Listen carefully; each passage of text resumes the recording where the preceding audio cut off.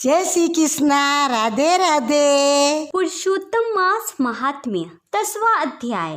ऋषि कहने लगे, हे सुंदरी, अब से तीसरा मास पुरुषोत्तम आएगा। उसमें स्नान करने से मनुष्य दोषों से छूट जाता है। इसके तुल्य कार्तिक आदि कोई भी मास नहीं है। सब मास तथा पक्ष और जो भी पर्व हैं पुरुषोत्तम मास की 16वीं कला के बराबर भी नहीं है। 12,000 वर्ष गंगा में स्नान करने से जो फल मिलता है और सिंह के बृहस्पति में गोदावरी गंगा में स्नान करने से जो फल मिलता है, वही फल कहीं भी पुरुषोत्तम मास में एक बार स्नान करने से प्राप्त हो जाता है। यह श्री कृष्ण का प्रिय मास है। इसमें स्नान, दान, जपादि करने से सब मनोवांछित फल की प्राप्ति होती है। इसीलिए तुम भी पुरुषोत्तम मास की सेवा करो। मुनिराज कन्या को ऐसा वचन कहकर चुप हो गए। श्री कृष्ण कहने लगे, हे अर्जुन, मुनि के वचन सुनकर भावों से प्रेरित होकर वह मुड़बाला क्रोधित होकर बोली, हे ब्राह्मण, मुझको आपके वचन ठीक नहीं लगते। मलमास किस तरह थोड़ा फल देने वाला है और कार्तिक आदि मास को कैसे कम कहते हो? क्या सेवा किया हुआ वैशाख मास इच्छित फल नहीं देता? यह तो मलिन मास सब कर्मों से निंदित है। हे मुनि, सूर्य संक्रांति से रहित मलमास को आप कैसे श्रेष्ठ कहते हैं?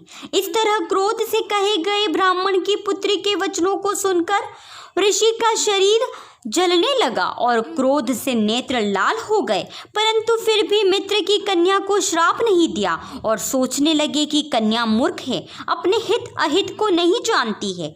पुरुषोत्तम का महात्म्य जो बड़े बड़े ज्ञानी भी नहीं जानते, तो कर्म बुद्धि वाले पुरुष और कन्याएं कैसे जान सकती है? और यह बिना पिता की कन्या दुख रूपी अग्नि से सुलगती हुई मेरे अत्यंत उग्र श्राप को कैसे सहन कर सकेगी? ऐसे उत्पन्न हुए क्रोध को कृपा से दूर करते हुए और स्वस्थ होकर व्याकुल कन्या को कहने लगे, हे बाला, तू मेरे मित्र की कन्या है, इसीलिए तेरे पर मेरा कोई कोप नहीं।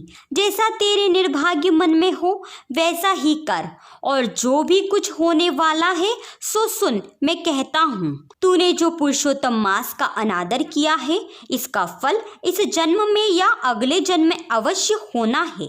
क्योंकि तेरा पिता मेरा मित्र था, इसीलिए तुझको श्राप नहीं देता हूँ कि तू बालक है, अपने शुभ और अशुभ को नहीं पहचानती।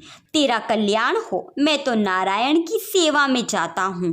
श्री कृष्ण कहने लगे कि ऐसा कह वह महाक्रोधी तपस्वी मुनि झटपट चले गए और उसी क्षण वह कन्या पुरुषोत्तम के अनादर से क्रांतिहीन हो गई और अपने मन में विचार करने लगे कि तत्काल फल देने वाले पार्वती पति श्री शंकर की आराधना करूंगी। ऐसा निश्चय कर अपने आश्रम में महान तप करने की इच्छा करने लगी।